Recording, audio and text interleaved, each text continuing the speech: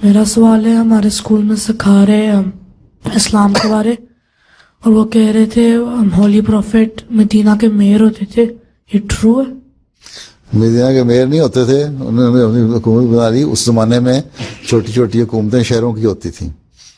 جب آپ مکہ سے ہجرت کر کے گئے مدینہ، تو وہاں کے مدینہ کے جو لوگ تھے اس میں سے بہت سارے مسلمان ہو گئے، انہوں نے اپنا لیڈر بنا لیا، ان کو سردار بنا لیا، ٹھیک ہے، لیکن وہاں یہودی بھی تھے اور دوسرے لوگ بھی تھے۔ پھر آپ نے ان سے سب سے معاہدہ کیا، ایک ایگریمنٹ ہوا کہ آپ ان سب کے لیڈر ہوں گے، اور سب آپ کے جو حکومت ہے، سمجھ لو ایک چھوٹی سی ایک حکومت تھی، اور آپ کے اس حکومت کے ماتحت رہیں گے سارے، ٹھیک ہے۔ یہ تو انہوں نے بنا دیا۔ یہ شہر کو کون سا ملک تھا جس میں مختلف میئر تھے؟ وہ ایک حکومت تھی، مدینہ بھی ایک حکومت تھی۔ مکہ کے اپنے مکہ کے لوگ اس میں قریش و آباد تھے، ان کی اپنا ایک حکومت تھی ان کی۔ ویسے بادشاہت ایک تھی، لیکن بادشاہ اس علاقے میں نہیں، عربوں کے پاس نہیں آیا کرتے تھے اس زمانے کے، کیونکہ وہ ڈرتے تھے کہ بڑے جنگجو لوگ ہیں۔ اس لیے حضرت صلی اللہ علیہ وسلم میئر نہیں تھے صرف، بلکہ ایک قوم کے لیڈر تھے، ٹھیک،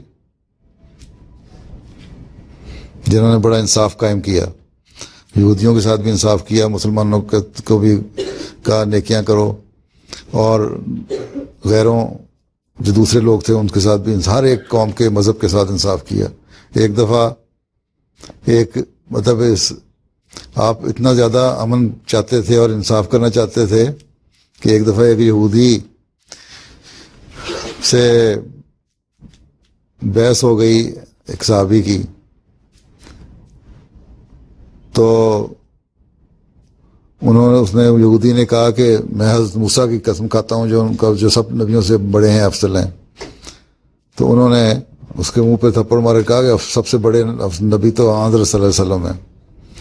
پھر وہ لے کے آئے معاملہ حضرت صلی اللہ علیہ وسلم کے پاس، تو حضرت صلی اللہ علیہ وسلم نے فرمایا کہ اس لیے حالانکہ پتہ تھا آپ کو کہ آپ سب نبیوں سے بڑے ہیں، لیکن کیونکہ آپ چاہتے تھے امن قائم ہو، جھگڑے نہ ہوں، لڑائی نہ ہو، آپ نے کہا کہ اس طرح مجھے فضیلت نہ دو موسیٰ پہ، صرف جھگڑے کو ختم کرنے کے لیے۔ اور تمہیں صحابی کو سمجھایا کہ تمہیں یہ نہیں کہنا چاہیے تھا، ٹھیک۔ تو اس طرح کی انصاف والی حکومت تھی جو حضرت صلی اللہ علیہ وسلم نے قائم کی مدینہ میں۔